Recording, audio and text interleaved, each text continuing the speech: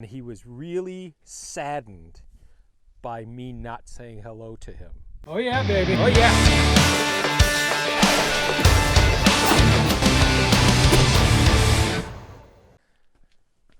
Hey everybody. So I'm out here putting in the knee braces all over the place. I've got almost all of them in. I've got the back few to do, and that's it. So pretty happy with that right now, and it's a beautiful day, and I'm drinking a beer. So life's pretty good right now. First thing, I'd like to say hi to Fred Demeter. He is a viewer, and he was really saddened by me not saying hello to him. So hello, Fred. Cheers. Secondly, this video is going to be for viewer Mark. He requested that I talk about costs. And I did a video a long time ago about that, but it wasn't full. And I don't even know if I can do a full video on that yet. But we'll do it today, and then we'll update later. So the concrete, the way that it is set up, the cabin is 24 by 36. So 36 this way, 24 that way. The pad itself is 38. So I've got a couple of feet difference, right? So I've got a little bit of leeway there in regard to, and then this way it's, instead of being 24, it's like 26 or 27, something like that. So I had my neighbor down the road pour it for me. It's what he does. It's one of the many things that he does. He charged me $6,000 for that. Now, the way that we've got this set up is under each one of these posts that we've got, I rented a skid steer with a 24-inch auger, and we drilled down 48 inches, and we filled those up with concrete and then the pad. So under each one of these posts is a giant concrete pillar to hold the weight of everything. The $6,000 included them clearing all of it. I didn't do any of that stuff. It's not my bag. Didn't want to screw it up. I did do the sonotubes and getting them ready and the pouring of that concrete, but the pad I didn't do. So then the wood itself is right about $10,000, and that included $1,700 in shipping from Tennessee to where I'm at in Michigan. So your results may vary there, but the actual barn wood was, $8 and some change. So that's 10 grand. And that's just the structure. That is that doesn't include the floors, that doesn't include the roof. This wood is not cut. So when you get the wood, you have to cut it, which leads us to our next thing. So my dream was to have a timber frame cabin. That was my dream for literally long before I had gray hair in my head. I do not have the skills or the time to do that. I don't have the money to pay for that because timber frames can get really expensive really quickly. So I did this CT, which stands for Connecticut. So Connecticut Post and Beam Kit. And they're essentially a bunch of knife plates. And if you watch some of the other videos, you'll see that. That kit for this cabin, including the proprietary tools that he has, was $6,000. So about $5,000 for all of the plates that I needed, and about $1,000 in tools that attach to a chainsaw. So now you need a chainsaw. You can certainly use a regular gas-powered chainsaw. I didn't want to go that route. I own gas-powered chainsaws. I didn't want to go that route because, as I've said before in videos, the hardest part about running a chainsaw is starting the chainsaw. And I didn't want to have to go through that, especially in the dead of winter while I was out here cutting. So I bought a Stihl MSC 250E electric chainsaw The reason why I chose that is because it has a really long bar. You can get 14, 16, 18, 20-inch bars. In my opinion on chainsaws, you can never have too much bar. You can always have too little. So I got the 20-inch bar, and that was, let's call it 5.5. I did some renting of stuff. So when all of this wood got delivered, it comes in, it's really heavy, obviously. And some of these things are 3,000 and 4,000 pounds, and they're all strapped together. You can't lift that stuff with a skid steer at those weights because you can legitimately just flip the skid steer over, and that's obviously a problem. So I rented a lift that worked great.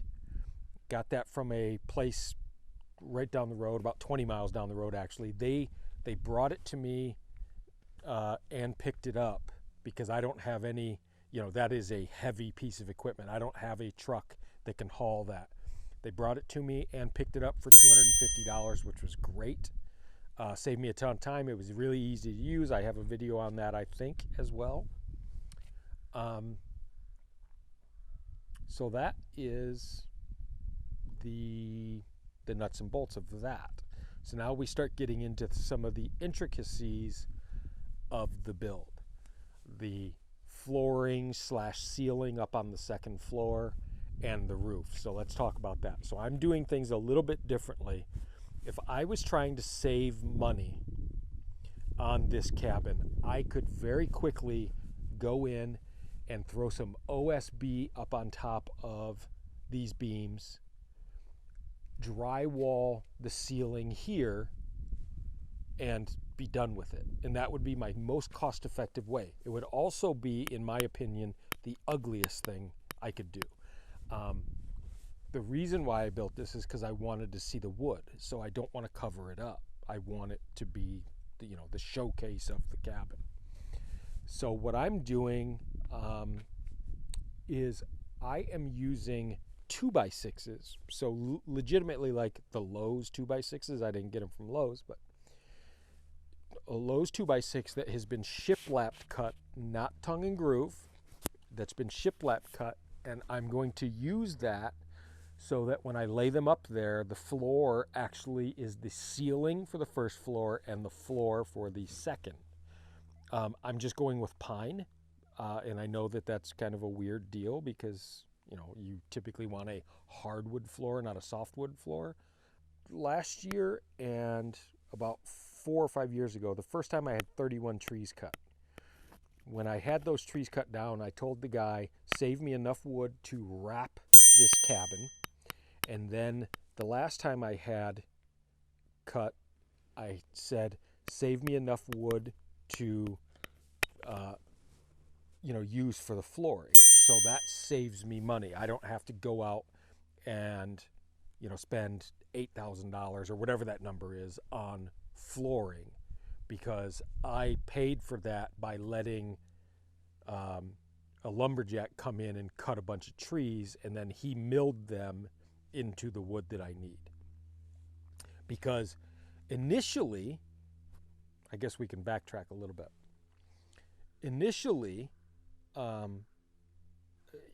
my plan was to just come out here and cut down a bunch of these trees because I have an abundance of trees. I've had 62 trees cut in the last 5 years, and you could not tell if you looked at my property that there have been any trees cut. That's how many big, huge oak and hickory and maple trees that I have on this property. You'd never know that I cut any.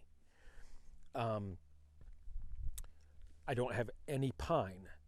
So when I started looking at this stuff, Mark, the difference is, okay, well, I could do oak, but let's say, for example, this post right here. This post probably weighs, let's call it 300 pounds. If this was oak, this is eastern white pine. If this was oak, it would weigh upwards of 500 pounds. And I'm out here by myself. And to try to move 500-pound beams is not an option. However, if you have pines on your property, my suggestion and my initial thought behind all of this was I was going to cut these trees down by myself, just lop them down, and get a mill.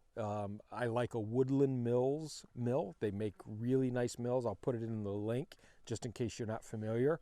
And so for about $3,000, you can get the mill, and if you have pines, you can go to town and start cutting. Now, there's a little bit of a learning curve with a portable sawmill, but this is not rocket scientist. You're going to turn a circle into a square is what you want to do, right? So, and then you end up with this, and then you start cutting that into the size that you need. So I didn't end up paying anything for the floor. But if I were to estimate that, the floor would probably cost me $3,000 right around in there. Now, going up to the roof, we're going to do the exact same thing. It's going to all be shiplapped, and it's going to be 2x again, and that is going to be the roof boards, and that would, again, that would probably be $3,000 to $4,000, right around in there. Then you need the actual roof. The actual roof, you can go with obviously asphalt shingles or metal roof.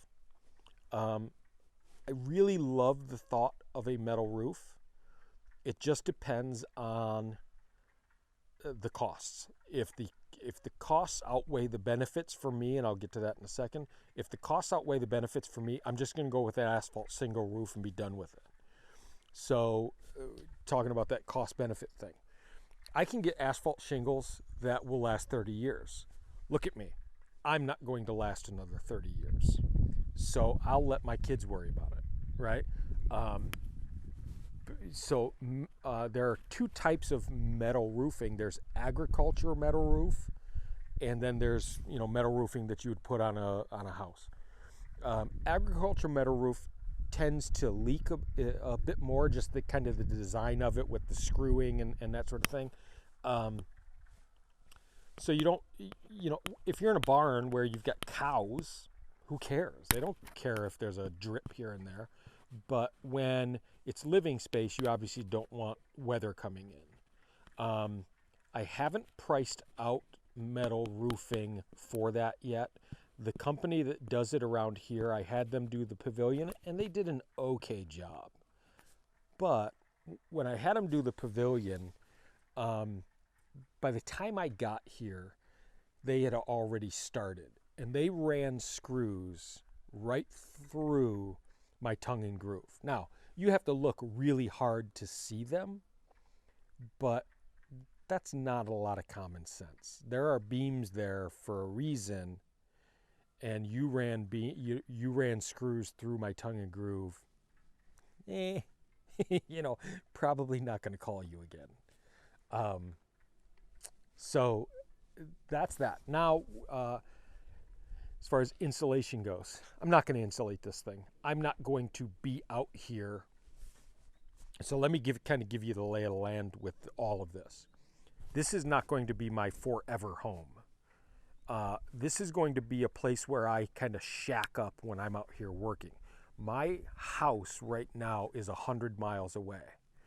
Sometimes I want to stay out here as late as possible, especially in the summer. So that's what I'm going to use that second floor for. And then down here will be for all of my, tools and whatnot. That's what's going to happen here. The whole premise is live up there, but stay up there while I'm out here working and build the house over here. So I'm not going to insulate this. However, I will put wood stoves in. I'll put a wood stove down here on the first floor, and I'll also put a wood stove up on the second floor to stay warm in the fall. Again, I'm in Michigan. Once you get into October, November, it gets a little cool at night, so you want a little heat. So that's all I'm going to do. And that will be fine for when I'm out here working.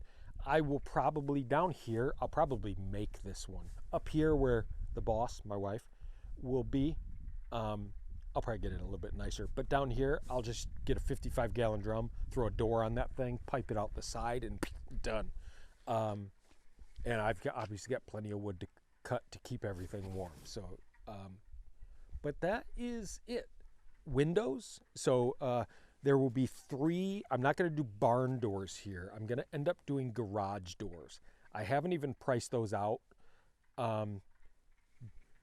Gosh, I would say, each one of these doors is going to cost me between $500 and $1,000. However, if you weren't doing that and you were doing barn doors, the cost would be quite a bit less. Windows, we're going to go really old school with this, and I think it'll be fun. Me and my wife are going to kind of take a trip around the state, and we're just going to start trying to find old windows that we can find over a kind of a weekend sort of deal. We'll find a bunch of old windows. So these will be transom windows, and these are going to end up being new. So these are be about 10-foot long transom windows to let some light in this way. And then up on the second floor, we have 2 windows in the middle there and 2 windows in the middle there. Those windows seem to be like 36 by 36, something like that. So not huge. That's by the print. I may actually change them so I can get as much light in as possible. Then up here on the second floor, there are going to be dormer windows. And again, those are going to be old school. I'm going to find those from old barns and whatnot. And whether even I refinish them, I don't know, depending on the condition. I'll put a screen in so I can kind of crank them things open so that we can get some fresh air up there. And that's it. So no insulation in here. This is, and then from there, as far as electricity goes, I can do that myself. So I don't have to pay that. I'm pretty familiar with that sort of thing. I don't have to pay to have that done. I'm going to go pretty scantily to kind of give you a rough estimate. If I've got ceiling fans up there, lights down here and that sort of thing, I think the entire thing, including the breaker box and everything, plus my labor, obviously my labor's free, I don't think I'll be $1,000 in it. I am going to put this stuff in conduit, and so what I'll do is I'll take the conduit, I'll paint it all black, and then run conduit in here so that it's not exposed and looking crappy. But I'm not going to go crazy. I don't need a ton of power out here. I don't do a bunch of stuff that requires a lot of, I need 200 circuit and that sort of thing. That's not me. I just need outlets. So I'm kind of envisioning this area is my work area over here because this is the way that we go up to the second floor. So I'm just trying to keep those separated. So I'll have a bunch of outlets over here. I've got some friends who are probably watching this video right now that we will figure out how to best do the lights. I would really like some old school Edison style lights in here. However, those are not great to work by, right? So I want to be able to hide lights the best I can with LEDs, that sort of thing, that are very bright, so that when I'm doing some woodworking or whatever, I can flick on some LEDs and have immensely bright light. However, when I'm just kind of, when I turn on the lights and I just want to go upstairs, I want it to kind of have that Edison light, old school feel to it. And I'll just hang those here and there, down here, and then up there we'll have some lights and have a ceiling fan up there to keep the air moving, and that's it. We're not going crazy up there. Let's talk about, okay, what did it cost me and what is the value? I priced a couple of things that were smaller than this. That, there was one just south of me in Ohio that, it was small. It didn't have 2 stories.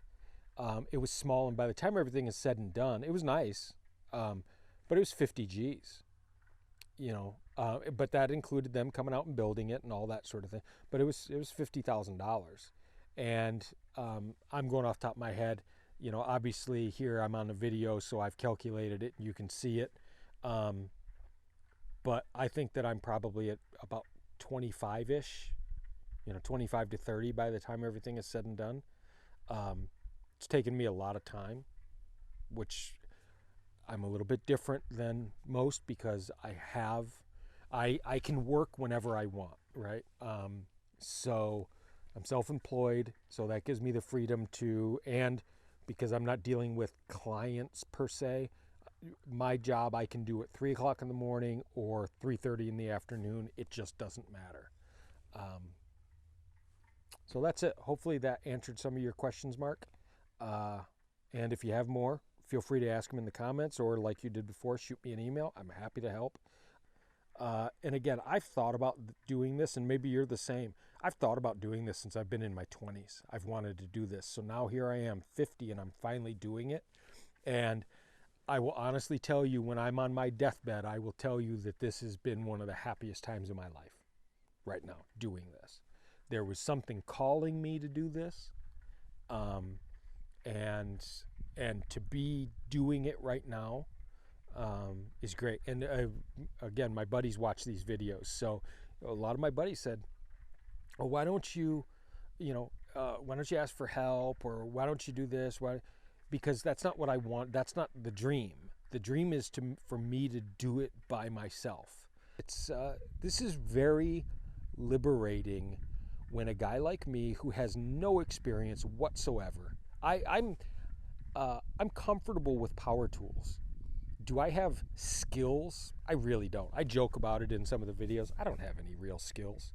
I'm just doing this by sheer will and determination that I'm going to do it.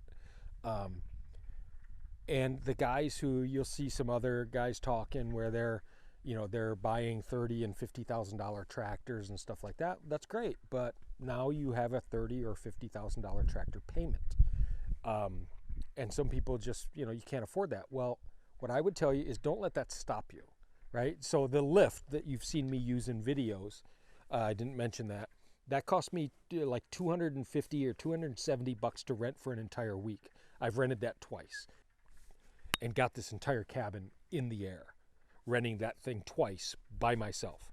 Make no mistake that not a single person has helped me put a beam or a post in this building. Zero. My wife and kids came out and helped me stain these boards here a couple of weeks ago. Other than that, I have had zero help. So I don't want you to think, well, he's not showing, but there are other people helping him. Nobody has helped me do anything. So, Mark, like I said, hopefully that answers your questions. And if you have any more, feel free to reach out to me. I'm happy to help.